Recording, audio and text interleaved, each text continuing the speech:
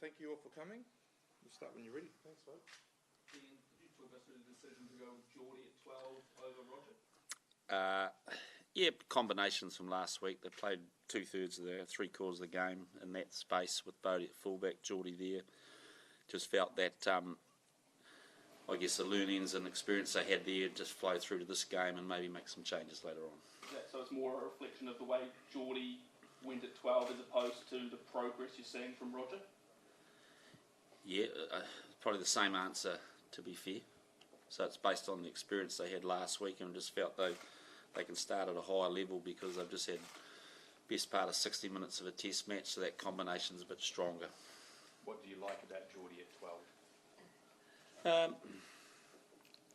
Well, first and foremost, it was a pretty unique situation because we lost 2 players within about 5 minutes of each other. So it was a late change, clearly, but it's a what if that we have to deal with, and it's a what if that we've been dealing with, I guess, at trainings. And so he went pretty good. He was a bit rusty on a few calls and showed probably too eager in many ways, but again, there's some nice lessons there, and Roger's had a couple of NPC games again, so he's come back in and training well, and a chance for him just to watch the game unfold and then see what happens. What skills does Geordie have that you think work at 12? He's a strong carrier, aggressive defender, can kick, and a good communicator. Had you envisaged starting Geordie at 12? Or is it a case of needs must with the injuries you've got there? Injuries, yep. Ian, Samusoni was named player of the match, scored 2 tries last game. This game he's on the bench. Can you just talk through that decision? Yeah, look, last test of a pretty big block. Sonny's had an outstanding series,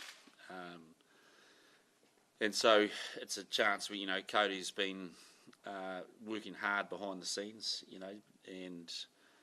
and we really believe he's in a good space now, and it's a chance to inject Sonny in the second part of a game, and to have a sort of a slightly different impact role than what he's had as a starting role. But we're pretty excited about that 1-2 punch for this particular game, particularly at the end of a championship when maybe energy levels are down a little bit. So just to change the picture a little bit. Does Cody need this start to kind of leave that Argentina test behind? Oh, he's been preparing well. He'd be the first to admit that wasn't his finest hour, but he's a quality person, quality player, and I know he's really keen to play well for us. And does this way given 6 weeks? Do you think that's the right punishment? Oh, it is what it is. We spoke after the game, and basically said there's a process that people go through. We're fully aware of that. We go through that ourselves. So he's got what he's got. Did you see it as an intentional act? Like I just said, I'm not sure what I haven't read the judiciary thing, but clearly he's gone through a process, and that's what they've come up with. Can I ask, did he or the team reach out after that incident? Not aware of that, to be fair. Either way, yes or no, I don't know. If you'll miss 6 weeks rather than games, should a ban like that come down to matches rather than weeks? Oh, look, I've been through a lot of judiciary processes. There's a lot happens in there that I don't know what they've actually come up with, but I'm sure they've been consistent with what they've done in the past. Either way. Do you have a view on him being named in the Australian A team? Yeah, I think I've answered enough questions. I don't know all that, so the judiciary would have taken all that into account and come up with what they guess is a fair. I mean, we'll go back and our people will always review decisions to make sure we learn from the processes, but it seems to me that they've come up with a pretty satisfactory answer. Does this game have a sort of a knockout feel to it, what's on the line? Yeah. It's got a final type feel rather than a knockout. I think it's, if you look at the state of the rugby championship, there's a few unknowns, isn't there? And so we probably can't, there's some parts we can't control because there's a game after us, but there's a massive part that we can control. And, we can control the quality of our performance. And we know last week we're playing against a team that we've got massive respect for and pushed us to the wire.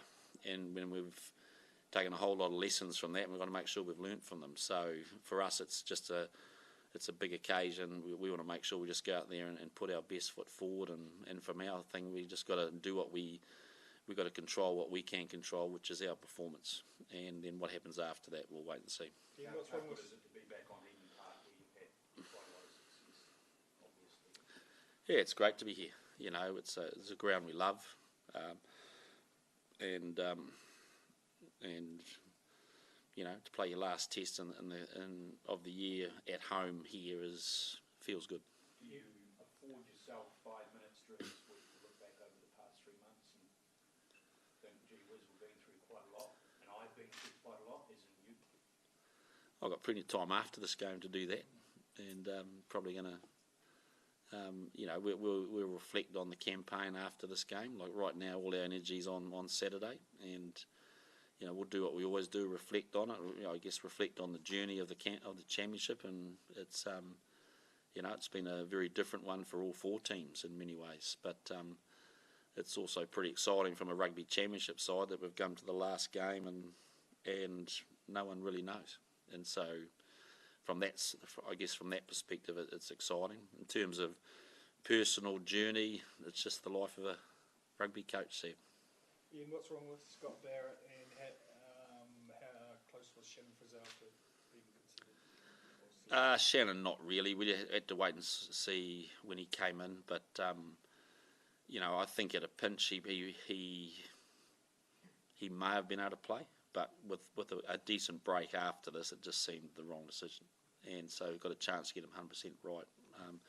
Scott Barrett is, you know, we've been managing his Achilles for a month, and he's been doing really good, but there was a little bit of I think you may have seen him getting treated in the last 15 minutes of that test, and he had a little bit of a calf tear tightness that's really just put that a little bit in doubt, so made that decision early. Yeah, with Geordie's move into the midfield, did you consider Will Jordan at fullback, and what made you go with Bowden? Well, Bodie played 3/4 of the game there last week, so again we felt like those combinations we'd already been using. Did we consider Will? Yep. And you know, you might see him slip back there at some point. Artie's taken over captaincy when Sam's come off in games this year. How come Sam Whitelock is captain this week over Artie? Yeah, with a little bit of a copy and paste answer, but it's actually a very similar thing. Is that he led the team for a large part of last week. Artie wasn't there on parental leave, and then we had a bye before that. So Artie's last contact with the team was actually the Hamilton test. So really felt it was better for Artie just to come back and get back into it, get his mind on his role. You know, he's a key part of our game plan, and so we really just wanted to give him the week to get back in and get refreshed. It takes a bit of adjustment when you miss a week, and just feeling like coming back in and catching up with where the team's at. So that was the reason. If we think long term, how important is Saturday for Akira, especially on home turf? It's important for everyone. And if you look at Akira, there's plenty of competition. If you look at it from a personal side, there's plenty of competition in the loose forwards. That's the way we want it. We believe in the skill set that he's got, that he can really contribute, you know, with the ball, without the ball. He's a different type of defender, and a different type of carrier to the likes of Scott Barrett and Shannon. So it's important that he finds his way into the game and is able to utilise his strengths in that skill set. And so, you know, it's a big challenge because the Wallabies loose forwards, you know, they played a very physical, combative game last week, and that's what we're expecting out of Kira. Dalton? Pardon? Dalton? What do you want from him? Same thing, really. Yeah. Same thing. There's a nice little challenge in that part of the game, and you know the Wallabies played a very sort of a confrontational, close quarter. Tried to do a lot of grouping of our forwards through their carry clean type stuff, and it's an area that you've got to be strong defensively. After last Thursday's test, both you and David had different complaints of the referee. Australia took a step right into a rugby about it. Would you take that similar move, or do you think the officiating concerns got to a certain level that you've got to intervene like that? Without being smart, but can you remind me what my complaints to the referee were? I think you had a problem with Kellaway try. Were you talking about? Yeah, well, that was in response to questions on time wasting in an isolated incident, and so my response after the game was more related to we've got to players have to learn to listen to referees. So that was mine. So what was the next question? Sorry. So I mean, you obviously, I think you answered. You obviously don't share the overall problems with officiating at the moment. Well, I think it's easier to say it's a cliche to say there's overall problems with officiating. I think that you've got to be really specific. I think it's tough on refs now. They're under a lot of scrutiny, and when people perceive that decisions have cost games, then they get put under the microscope, don't they? And last week's has created an issue that's pretty well talked about, but it's it's from our perspective, we've gone through a normal process. There's always things that we would like to see different, in a test match, and we've presented our case in that space too, as we normally would. But overall, what I liked about Matthew last week is he backs himself. He's strong, and if he sees a decision, he makes a decision. So, does it mean everything's right? Not really, but that goes the same with all of us, I guess. But they're working hard behind the scenes to get things right, to grow experience, I guess, before a World Cup. So it's a tough process for the refs. Because of all the talk and the debate over the end of the game from last week, do you expect this weekend's referee to clamp down on perceived time wasting as well?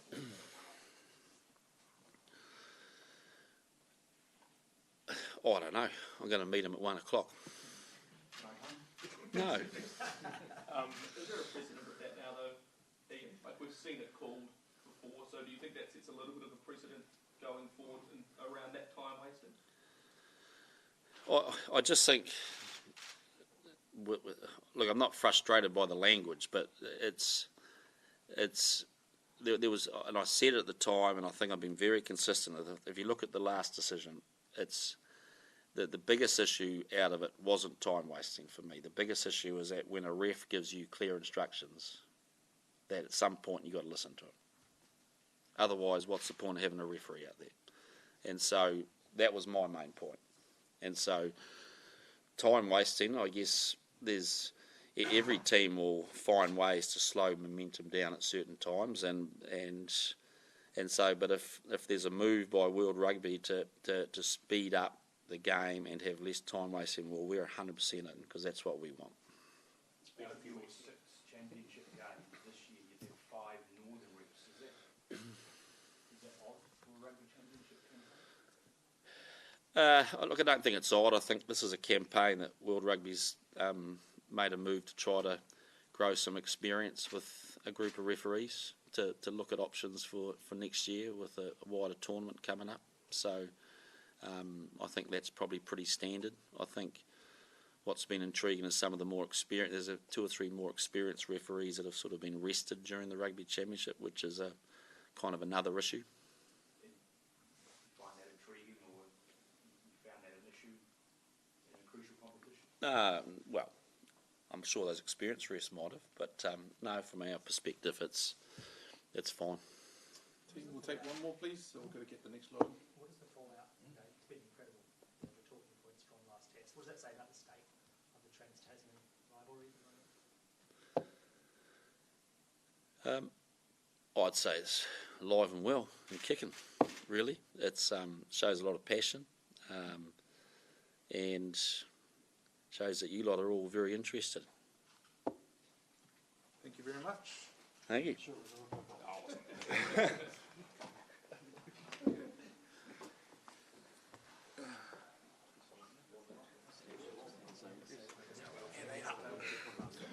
I don't know if you drank that. Yes, you did. No awareness. What? Yeah.